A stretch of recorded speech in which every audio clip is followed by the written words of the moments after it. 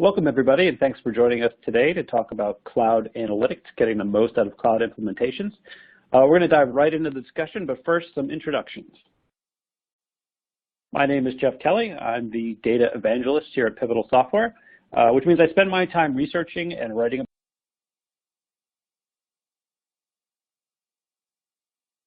about trends in the data market. This includes the intersection of data, analytics, cloud, and application development for the benefit of Pivotal customers.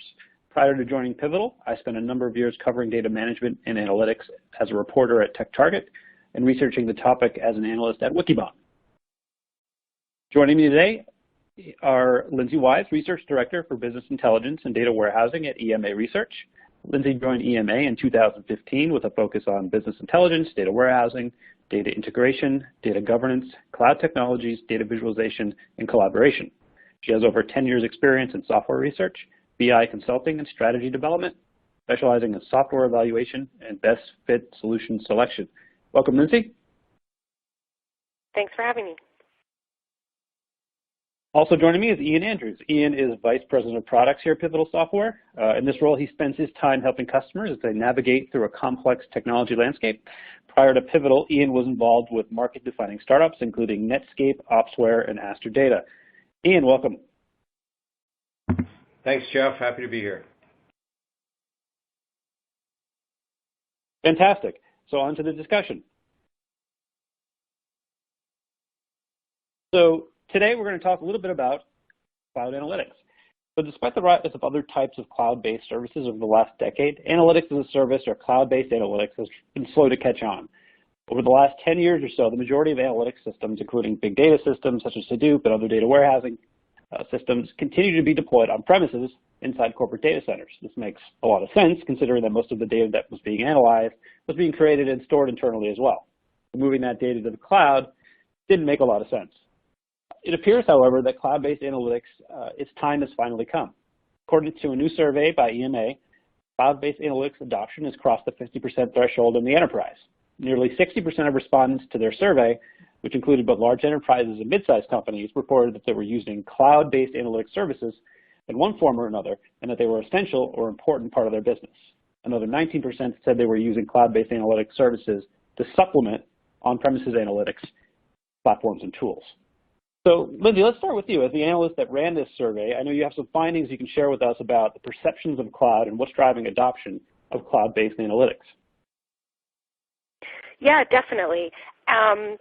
It seems that there are many different things that are obviously driving that adoption of cloud, but one of the things, and what you're showing online, is also the perception of cloud has changed. In the beginning, a few years ago, organizations were very concerned with owning their own data, with data security, with performance, and they had spent so much on their business intelligence and data warehousing infrastructure as it was that they didn't really, there was no way for them to really justify that additional expense to move their data to the cloud.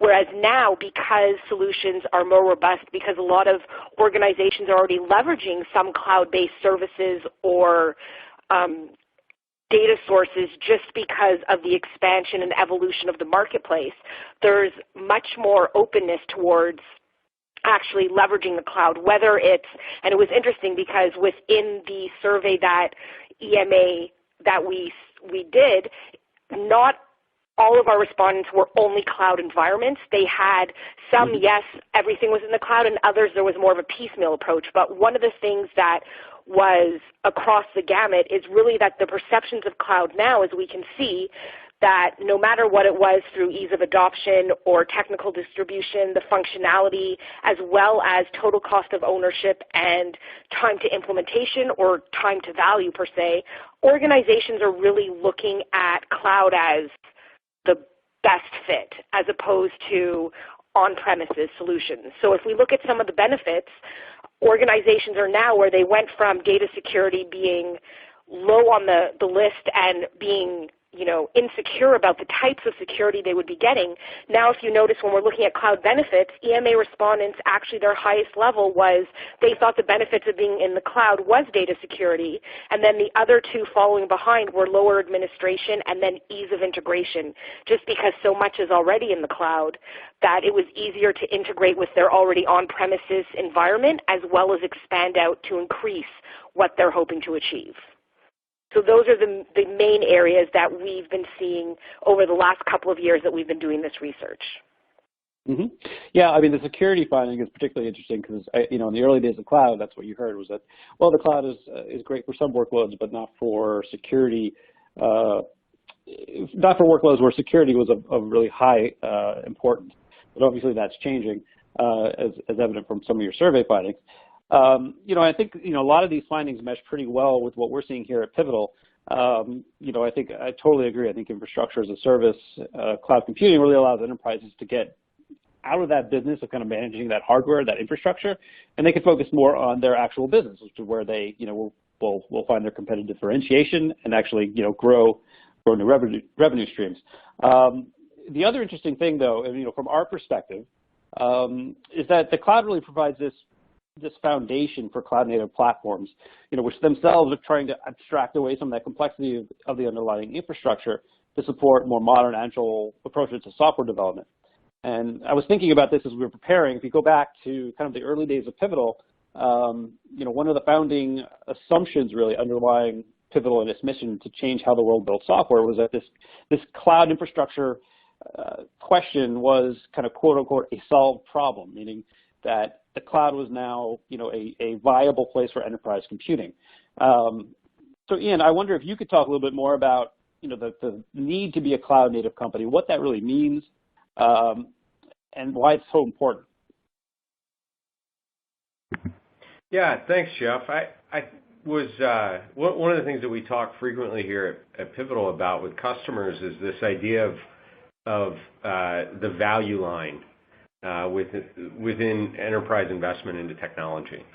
I often in my conversations with CIOs will ask them, how much value do you get from managing operating systems?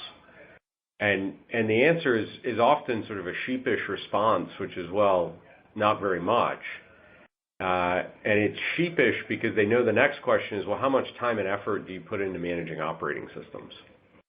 And the answer is usually a lot, right? Most big enterprise IT companies spend a preponderance of time doing things like operating system provisioning and patch management and configuration management. And ultimately, that's extremely low value to the enterprise. And so I think the value driver that has gotten people to shift into public cloud platforms has been the opportunity to move away from at least some level of responsibility for infrastructure concerns. And now, we're constantly marching up this value chain. Ultimately, I think the thing that we're helping companies deliver is velocity around creation of business value.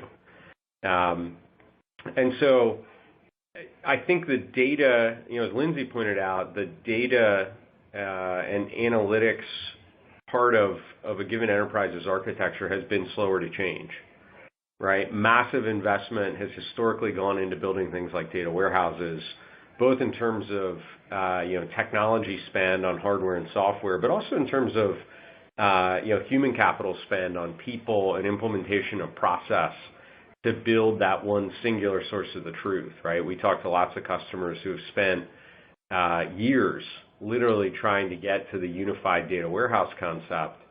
And many of those projects have kind of died along the way and declared failures. And so I think the opportunity as we look to bringing cloud into the world of data and analytics is, can we shorten that cycle time to value by leveraging existing platforms that are very, very good at lower level infrastructure tasks and instead keep customers highly focused on the things that will be differentiating and compelling for their business.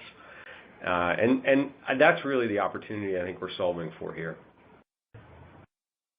Yeah, absolutely. And of course, it's about cloud, but it's also, as you said, it's about data and kind of using both of those to support modern software development. So you're really building these smart applications. And we'll talk a little bit more about that later in the webinar. But I wanted to kind of turn it over back to Lyndsay. A couple questions, Lyndsay. So one, are you finding, or do you have a similar view that really the reason we were, analytics in particular, was kind of a little bit slower to move to the cloud was because of all this investment in existing technology? I mean, of course, we see kind of operational applications and applications like CRM taking off in the cloud. Do you think part of the issue was, as Ian said, that there was just so much investment put into on-premises solutions and so much energy put into developing these data warehouses that they were just kind of slow to make that change? Yeah, definitely. It's interesting because before working at EMA, I also did a lot of consulting, but worked with a lot of mid-market customers. And for them, many of their solutions were already in the cloud, so they were much more dynamic, whereas when you'd work with larger organizations, it was exactly as you said. They've already put all of this time and energy, and even forget about the financial endeavors, into building out these infrastructures. And then what happened is really finding that business value was difficult because as technology advances, and then organizations don't just want to be able to look at historical trends, but they want to be able to drive analytics or insights through looking at CRM and different applications that are in the cloud, but they needed some sort of platform that can get them those real-time or low-latency results, then I think it became more of a business case for them to push past what they had already invested in to look at different types of technology. And then it also expands to, with the advent of big data and organizations being able to store and leverage and just interact with the types of data and what they're hoping to do with it and just the technology in general. I think that these types of shifts have really helped organizations take that next step, because beforehand there seemed to be not as big of an incentive to move beyond those huge investments. Mm-hmm. I think that's a good segue into some of your findings in your recent survey around the kind of the business drivers, why we're seeing such a jump in adoption of analytics in the cloud. Yeah, and this was more of a multi-select, so EMA respondents could select 2 to 3 that they found were their top business drivers, and the 2 that were most important were better information visibility and higher efficiencies, as well as improved speed to implementation.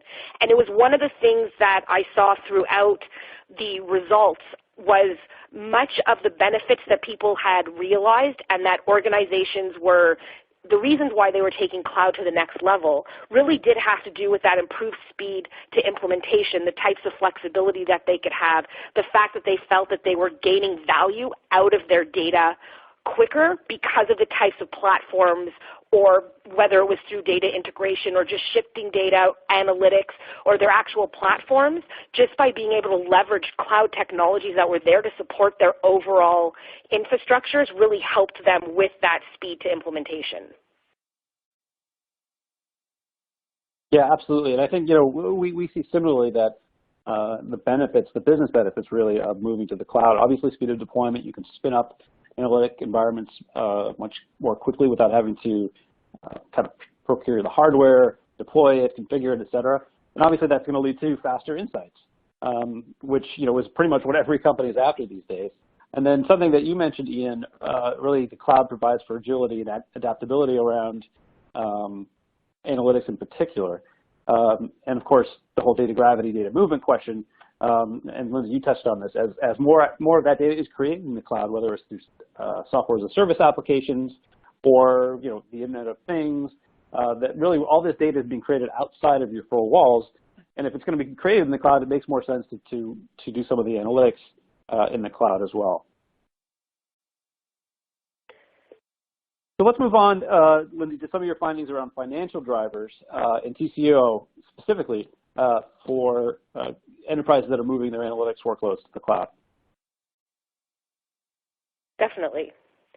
So the top 3 areas of why organizations are looking at cloud, which none of these are necessarily rocket science or overly surprising, are quick time to value, the flexibility, and the costs. And so one of the things that you've been touching upon as well with Pivotal and just what you're seeing in the market is that level of flexibility that now cloud is really giving organizations that access to more flexible design of their applications to be able to create smart applications, to be able to leverage data irrespective of where it is, and then tying that to that really quick time to value. So it even goes beyond organizations aren't only looking to, as I mentioned before, that quick time to implement, but they're also looking at, well, am I getting value out of the data that we're trying to leverage in terms of whether it's looking at sales analytics or operations, whatever the case may be, that whole value and then cost savings really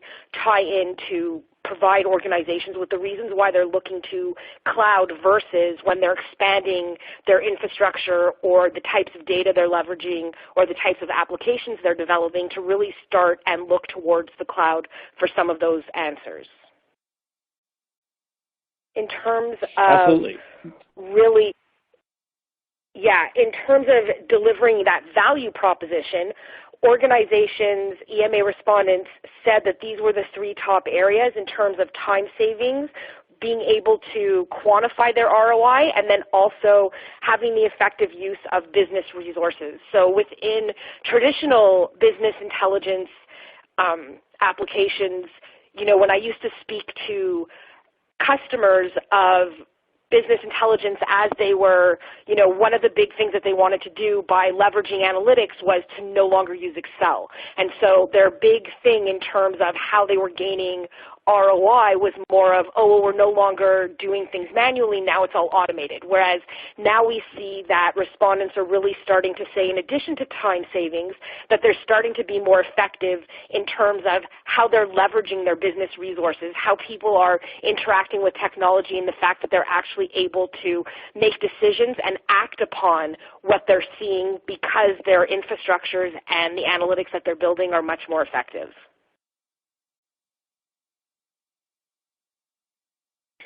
And finally, when we're looking at specific drivers and total cost of ownership, organizations have really felt that reducing costs in general is the main benefit to leveraging cloud. So as I had mentioned before, just because they're looking at cloud analytics and cloud data warehousing and BI, it doesn't mean that they're looking at everything, but they really are picking the pieces that work best for them. But the interesting thing is that the reason that they're looking at cloud and seeing these financial drivers are really for administration cost reduction, minimizing hardware and infrastructure costs. So instead of having to acquire new hardware, they're looking to the cloud instead because they feel that it's more economical for them to do so, and that goes into reduced implementation costs as well.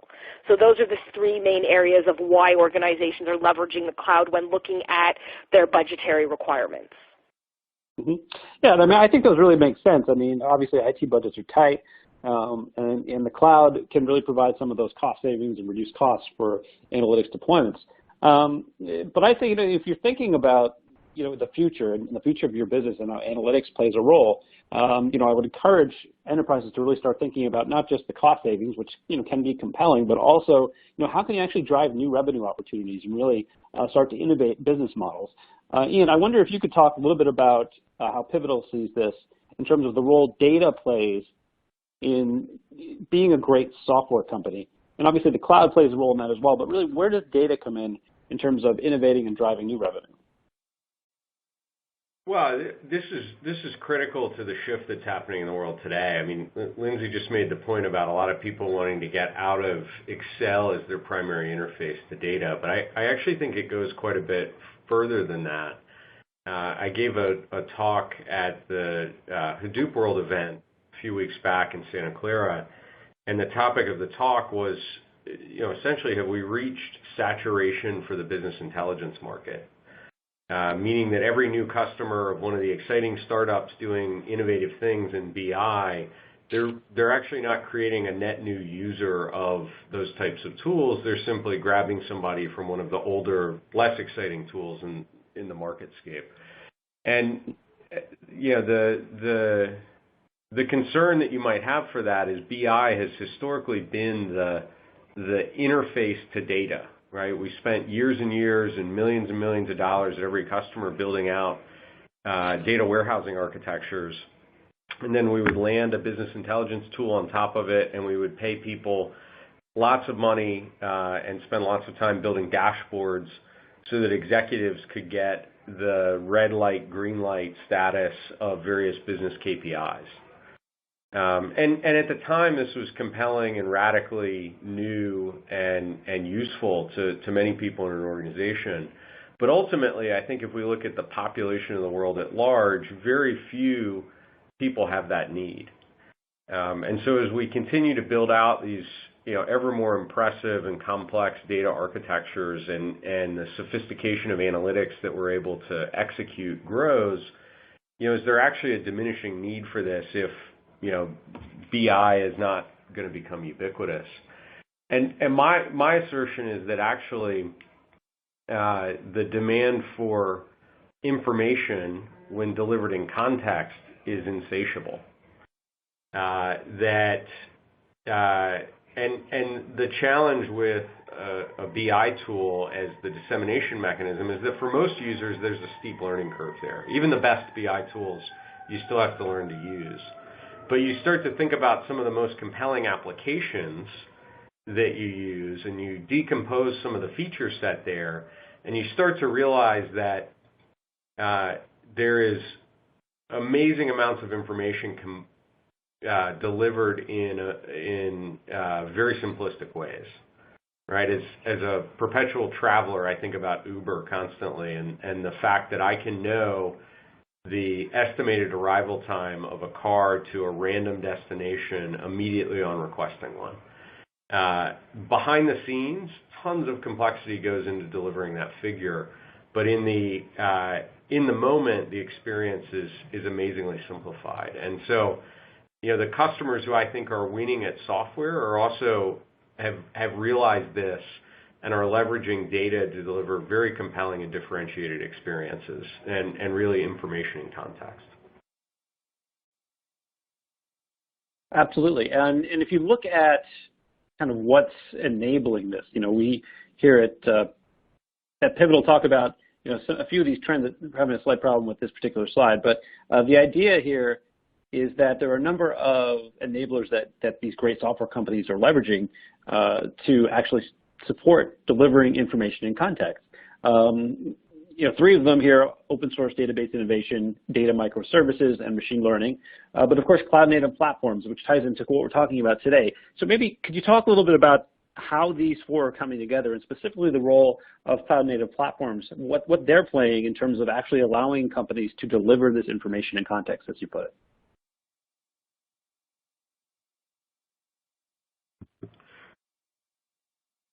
Well, I think as we look at the market, we've talked a lot about cost this morning. Lyndsay highlighted that as one of the results from the survey about why people are moving to cloud. I think eliminating the shift in the economics around platforms has been significant over the last 6-7 years, right? The rise of Hadoop has played a remarkable role in this, in driving down the price point of highly scalable platforms that are possible of storing and processing data at scale. Similarly, the shift to open source in terms of the predominant model of software technology that's enabling this analytics revolution has played a significant role there.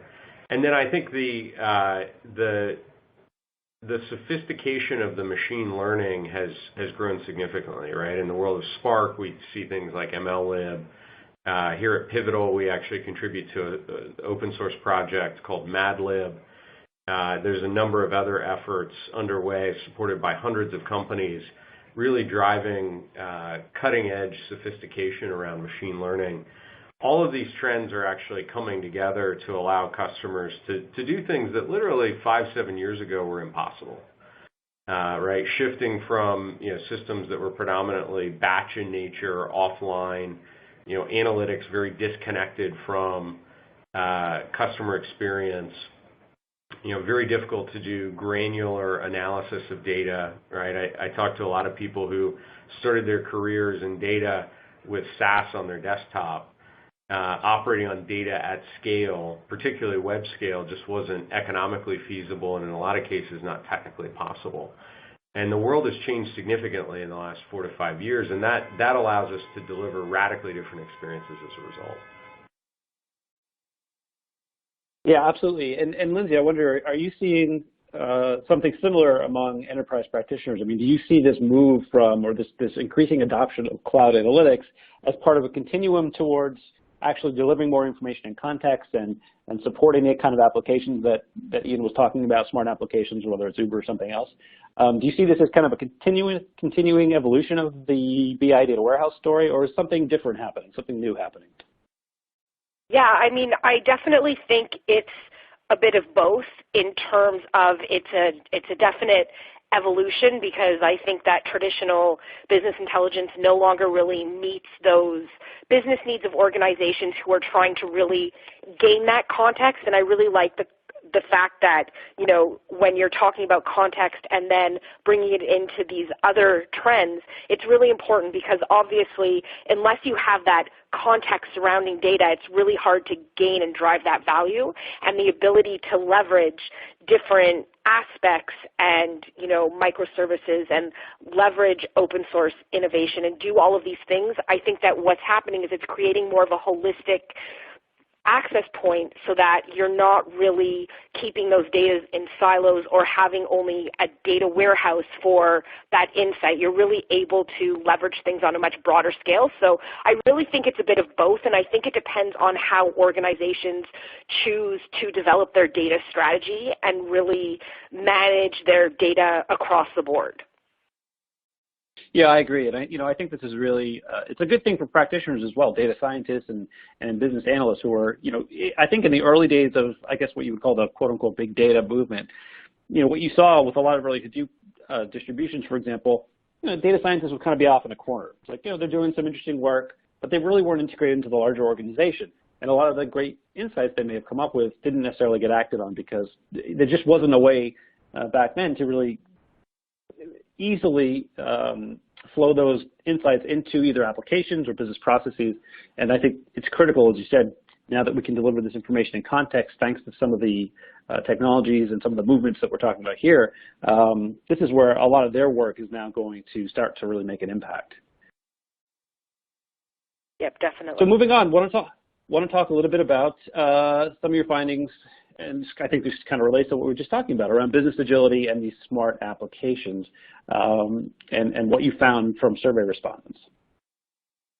Sure. So 64% of EMA survey respondents mentioned that agile development was extremely critical or very critical.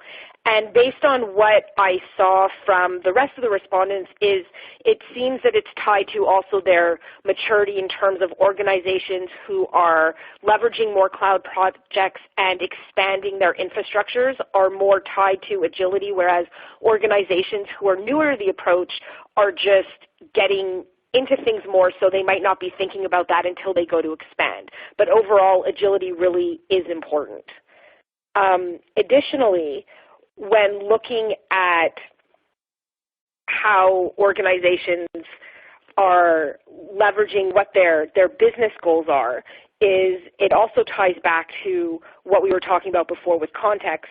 The 3 top business goals and how organizations are leveraging cloud is through sales analytics, which is still the traditional, analytics approach of when organizations are developing their form of business intelligence. Many are looking at sales analytics first. But the second are exploration and discovery, and then external stakeholders, so really embedding applications and embedding analytics within different customer-facing applications. And one of the things that those 2 areas show us is that organizations are really looking for that context and trying to develop analytical use cases that help them develop not only the freedom for that self-service interactive approach for both external stakeholders and internal customers and internal users, but also really being able to develop that context and explore the data to come up with the insights that they need and to be able to act on those insights as well and really get more of a contextual insight into what's going on within the organization.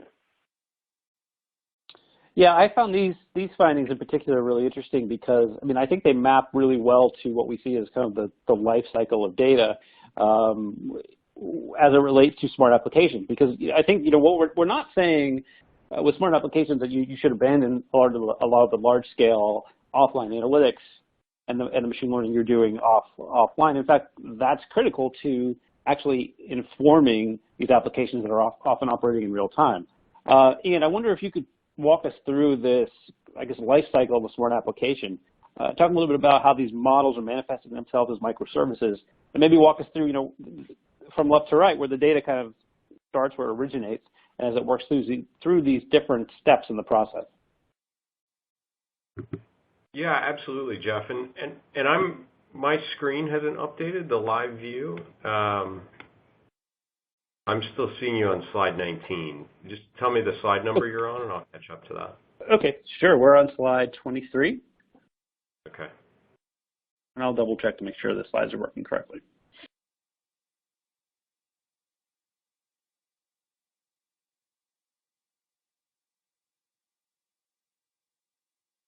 All right, terrific. So one of the trends that we've actually seen in application architectures arise over the last 2 years has been the shift to microservices as a common design pattern. This was popularized by companies like Amazon and Netflix. Predominantly, microservices allow for development teams to go at different speeds, right? So a microservice is classically defined as something with sort of narrow focus and loosely coupled with bounded context. So a single purpose function, if you will. And our customers have adopted this architectural pattern with tremendous results. Significantly more speed in terms of developer productivity, and also far superior operational characteristics of the application itself. But many of them have come back to us and started to say, well, we're still bound by the traditional approach to data management, right? Complex ETL pipelines, kind of single monolithic databases that support an entire application architecture. And ultimately, this is slowing us down, right? Our ability to change schema, our ability to scale certain elements of the application independent of others is causing problems, right? Different operational characteristics than what we prefer. And as a result, that ability to deliver information in context that we talked about earlier has been challenged. And so the pattern that we're starting to see emerge with some of our earliest adopters is really this idea of applying the microservices design pattern, which is generally thought of as an application level architecture choice, to data. And this starts to allow you to deal with a variety of data sources with purpose specific databases behind those, right? Where a scale-out analytic database is appropriate for one source, it may be a better choice to use something like a document store in another case. We also see different use cases for consumption, right? So the platform that you do deep analytical modeling in may not be the best platform for super high web scale concurrency. And as a result, as we move to this API style architecture, we shift a number of these resources to cloud platforms. All this microservices model and architecture allows us to both go faster, deliver better application experiences, and do that with significantly lower operational burden. Yeah, interesting. So, the idea is not necessarily that the kind of the quote-unquote big data platforms have to live in the same cloud-native environment, but they're clearly integrated to the extent that you can deliver those insights into your applications in a way that's modular and flexible.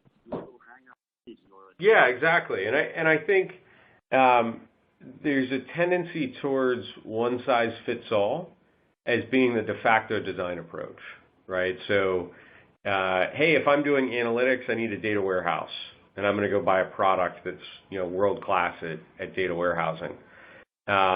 Hey, I'm now doing Hadoop, so all the data needs to live in Hadoop, and I'm going to use Hadoop exclusively as my analytics processing engine because I've made that decision. I've seen that pattern, and it generally, in my observation, hasn't been successful. I think the folks that are winning in this area are willing to accept that they're going to have some variance in terms of the architectural choices that they make, and the trade-off is considerably better solutions for specific types of things they're trying to pull off. Mm-hmm, absolutely. And Lyndsay, I wonder, are you seeing, or do you agree with that approach, really the right tool for the right job versus kind of looking at a single platform or a single tool to support kind of all of your analytics needs and ultimately serving your applications? Yeah, it was interesting. As Ian was talking, I was just voraciously nodding because I pretty much agree with everything. I'm like, no, exactly. This is the way it should be within organizations, whereas sometimes organizations get too stuck on doing it a certain way as opposed to really, trying to leverage the best or the most, not diverse approach, but what they need to in order to really, get the best results. So definitely. Yeah, absolutely. Yeah, I'd agree as well. Over the course of my career, I've spoken to a lot of enterprises, and you see this time and again, whether it's for reasons of kind of vendor relationships or this is just the way they do things. A lot of enterprises tend to get stuck in their ways of doing things and try to make certain tools do things that they really weren't designed for. And admittedly, it can get more complex if you're using best-of-breed technologies versus a single platform. But ultimately, if you agree with the premise that software needs to be a core competency in your enterprise in order to differentiate, you really have to be able to support these different capabilities, different tools to get the job done. Kind of wanted to take it one step further and drill in a little bit on that last component there around the application itself. So when we talk about smart applications, it's really a very simple model if you think about it, and everyone can probably relate to this, from consumer applications that you're using on your phone. Really, it's all about creating an application that's going to engage with your customers. That engagement in and of itself is going to create data. Sometimes it's explicit where the customer is actually inputting data, their name, their address, whatever it may be. Sometimes it's less explicit where it's simply the actions in the application creates data, or data exhaust as it's sometimes called. And it's about capturing and storing all that data and then applying data science, machine learning, building models, predictive models based on all that data so you can then make a suggestion or provide some kind of insight or service through your application to that customer. And of course, that continues in a loop. When the customer starts engaging with that suggestion, creates more data, and on we go. So I want to move now to some of the cloud success factors, Lyndsay, that you found in your survey. So you asked, my understanding, so you asked some of the respondents, did they consider their cloud analytics deployment successful? So I'd be curious to see, how many think it's success versus those that don't. And maybe talk a little bit about, from your perspective, what does success look like? What does that mean when they say they're successful? Right. So organizations had a high level of success, at least among EMA respondents, at 64.8%, and then 13.7 had said that they were neither successful nor unsuccessful, and then 3.3 said that they weren't successful, which is really when we look at any sort of analytics project, there are definitely going to be organizations who will say that they were not successful. Some of the ways in which organizations were successful is in terms of being able to deliver what they had hoped to deliver more quickly, being able to get access to new data sources that they weren't able to before so that they could deliver better applications and analytics to their organizations. And then in terms of organizations, just neither here nor there, it was more that projects were finished, but they haven't necessarily realized their successes yet. So whether or not next year or later this year, if they chose to retake the survey, whether they would consider their new projects a success kind of remains to be seen. We also asked about the financial or technical success, and that was a little bit different. I mean, in reality, if you look at very successful and somewhat successful, it's still around the 65%, and then neither successful or a failure was just over 13.5%. But one of the interesting things is that projects that weren't completed were also around 15.3%. So in some of those cases, it was actually organizations where we're getting them in the middle of their projects, whereas others just based on a lack of whether it was choosing the wrong solution for them or going a different way or having to stop a project because of something else coming up. That was the level of why they were not successful. But when you look at limited failure or complete failure, it's a very low level. And the reality is that if organizations really plan their strategy and develop their solutions as a support of what they're hoping to achieve for the business, and they do due diligence in terms of, and Ian, you had mentioned this before in terms of, organizations that get very comfortable with one vendor and might not look for what they really need is actually something that I see a lot within organizations where they'll select a solution or select a platform because either their friend at another company was successful with that platform or they've heard about it because they have good brand recognition, but they haven't really done the due diligence. And in many cases, that tends to be that difference between what real success is and what is just, neither successful or a failure or limited failure, just because they're hoping to achieve something, but they don't really evaluate the marketplace to identify the right approach to them for what they need to achieve.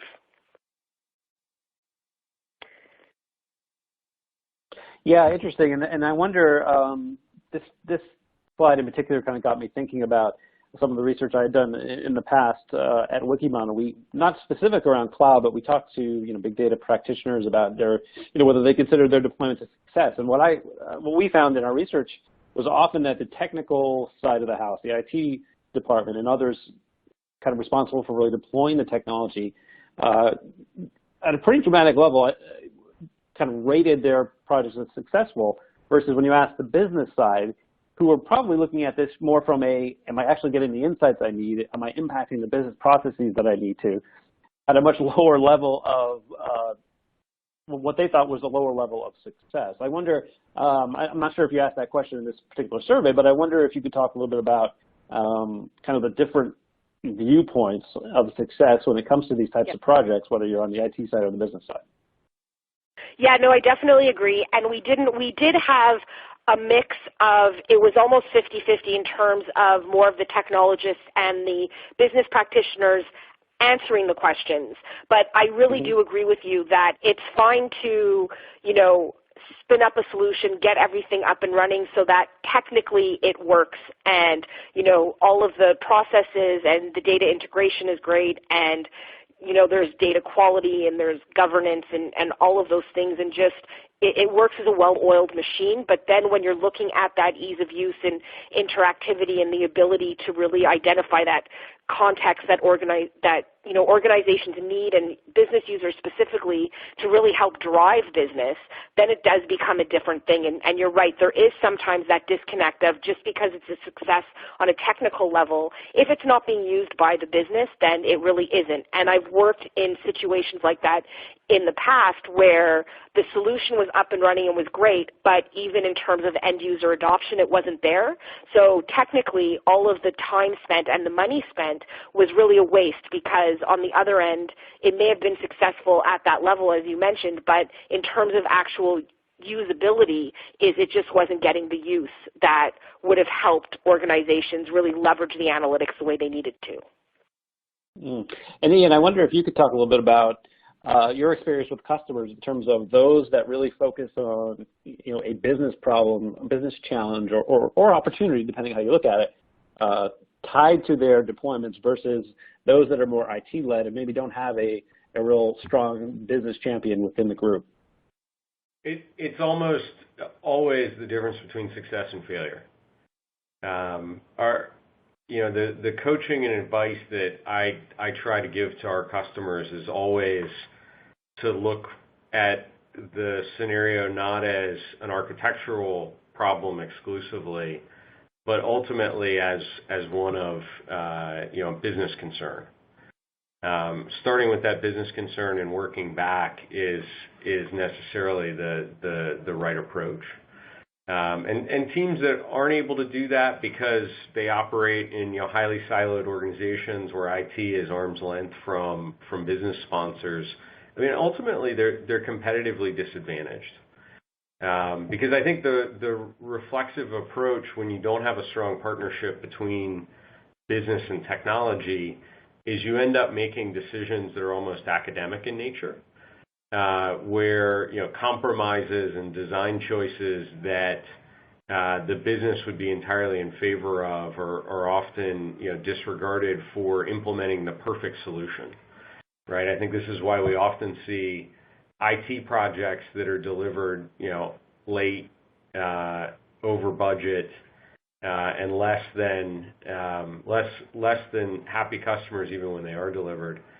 One of the things that we do at Pivotal that I think is fairly unique, we have a pretty large team of data scientists, and their backgrounds we hire specifically for individuals that obviously have really strong math skills, really strong technology skills, so they understand these modern data and analytics platforms. But probably most critically, we hire for domain expertise, so that when a data scientist is involved in a customer project, they have context on the customer's business, whether they're a retailer or they're in life sciences or healthcare or finance. They can come to the table with some expertise. And often what we find is that data science team ends up being a facilitator between the technology and the business organizations, right? It's almost embarrassing to admit it, but sometimes we go into meetings where, because we're forcing the customer to bring those two groups together, it's literally the first time many people have sat in the same room together. And when that happens, the impact is amazing, right? Projects suddenly become unstuck, outcomes and goals become much, much more clear, and we can start to get down to delivering some very specific business value. So it's something that we push our clients to do in every project. Absolutely. So now we've got about 10 minutes left. Wanted to talk a little bit about use cases. Obviously, we've touched on a number of them here throughout the conversation, but Lyndsay, I think you had some survey findings on particular workloads and use cases that you were seeing based on some of the survey findings. Maybe you could walk us through some of those. Sure. So in terms of workloads and general use cases, so the highest level of respondents at over 21.5% was really multidimensional analysis. So looking at customers and products by region and almost that very traditional, at least what I consider traditional business intelligence type of use cases, whereas the next was more descriptive analytics and looking at clustering and more advanced analytics, and then the third is optimization modeling, and then the fourth are predictive analytics and forecasting, which really show that organizations are starting to move beyond the traditional towards, being able to leverage predictive models and being able to forecast and looking at how they're planning, and also what they're, being able to anticipate what's happening next. So really being able to leverage more of those advanced analytics use cases, but then that also means that the way in which they're looking at data is different because they can't just store it or leverage it the way they would in more of a traditional data warehouse. And that's in general why they're starting to leverage cloud, just because technology has advanced so much and really allowed them to look at things in more of a next-gen way. So to be able to take advantage of new technologies and be able to apply more broader analytics and also more advanced analytics. Yeah, absolutely. I think, when we look at some of the use cases for smart applications that are leveraging data and analytics from the cloud, I think one of the first things that comes to mind for me are kind of these IoT or industrial internet use cases, where you've often got industrial equipment, for example, that's, you want to run some level of that analytics right on the machine, but you also want to aggregate that data from a kind of location perspective, and then, maybe bring data from around different locations into a cloud environment. It really requires a tiered approach, and the cloud plays a critical role in those types of use cases. And then, of course, you've got consumer-type applications, whether it's retail or whether brick-and-mortar retail, online retail, where you're trying to provide really personalized services. And again, a lot of the data that you're analyzing to drive those insights, to drive those recommendations is being created in the cloud in the first place, and that makes a lot of sense then to do that analytics there. Ian, I wonder if we could walk through one more kind of detailed example. This is a real-world example of an application that we built here at Pivotal, and I wonder if you could talk a little bit about kind of that little blue bar there and what's required really to make that possible. I mean, it seems like a very simple feature there, but there's a lot going on in the background. Yeah, this is actually talking about a customer of ours operating out of EMEA, kind of a global logistics and shipping company, and one of the biggest customer requests that they had was, hey, tell me where the thing that you're moving around the world for me is right now, and when can I expect it to show up where I asked you to deliver it to. Pretty simple question, right? Probably one that we've all had in our personal lives when we're waiting for the FedEx or UPS delivery, as an example. And so this customer had traditional kind of data architecture processing, right? They had analytical systems they were using to improve things like route maps. But they really hadn't branched out into taking that data that they were collecting about delivery times and destinations and all that information. They weren't actually providing that data back to their customers. It kind of siloed off in an analytics system that would get looked at occasionally, might be used to improve some process. But by no means was it a real-time experience or something that people could interact with in context to deliver an answer to that core question. Hey, where's my package? And so we actually worked with them to leverage all that historical data that they'd actually been collecting and kind of siloing off in a more classical data warehouse, to build some predictive models that, given some obvious inputs, things like time of day, weather patterns, historical traffic patterns, current traffic, we actually worked to build a predictive model that, given a particular location and destination, we could very quickly estimate time to arrival. But that was really only one part of the equation, was that predictive model, right? The second piece of this is, well, how do we take that predictive model and actually apply it to real-time data inputs? Now that's technically a much different problem domain, right? It's one thing to build a processing pipeline and implement an algorithm over data that's kind of at rest where I can take as much time as I care to crunch the data. It's quite a different one to take real-time data inputs coming from telemetry devices, GPS, and use that to actually produce an answer to a very specific question rather than in the aggregate. So we were able to help them implement a real-time system of data collection and then scoring against that algorithm model that we built.